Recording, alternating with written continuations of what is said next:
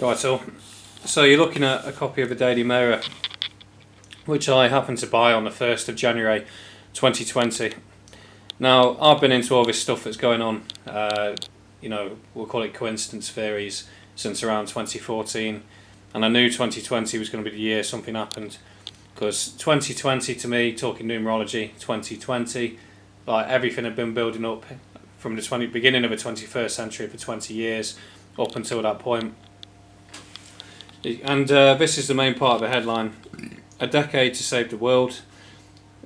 Prince William and David Attenborough talking about saving the world. Now, obviously, within 3 months of that year beginning, a certain event happened, and this is going to lead me on to what's coming up next. Now, January the 14th, 2024, this was published 2 hours ago by the Daily Express.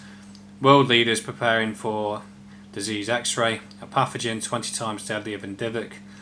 Funny how they already seem to know it's coming. Strange that, isn't it? World leaders are gathering for the WEF's annual summit in Davos. Also, I'd like to add, I spoke to someone the other day, not in a patronising way or anything like that. They'd never even heard of WEF, never even heard of Klaus Schwab, never even heard of the Great Reset. These are things that are going on, and it's not anyone's fault. It's just, when does the mainstream media ever cover this? And by mainstream media, I'm talking the news, the TV, BBC, ITV. They never mention it, do they? But anyway, I won't get too dragged into it. But this is where we're at 4 years later. So you think within 3 months, obviously we all know what happened in March 2020, between all the way up until March 2022, when it all mysteriously stopped. The damage had been done, and now we're seeing the aftermath of it all. So they're going to save the world, but obviously in the process they're going to get rid of our species, basically, or certainly reduce us. This bit here, disease X-ray, is the name of an ex-paramedic, which experts claim could cause 20 times more people passing away than a Rona paramedic.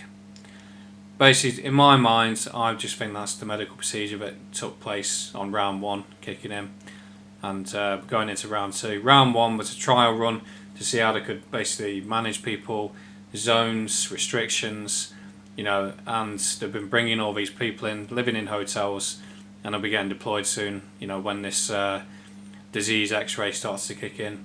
You'll see checkpoints manned, and I don't mean to scare anyone, but because the thing is, there's nothing to say this is all going to work, because you think about the logistical side of it.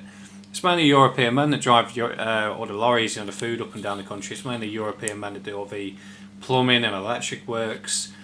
These people are living in cities where you can't really grow food, for example, as well, in a concrete jungle.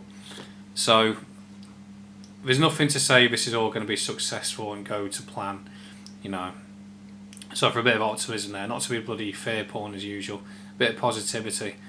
But people need to be aware this is being discussed, and they're talking 20 times the amount of people passing away during the Rona.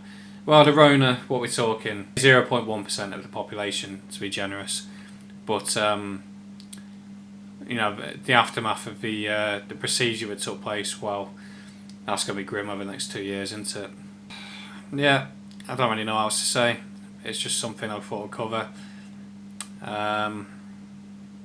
Yeah, we'll see what happens.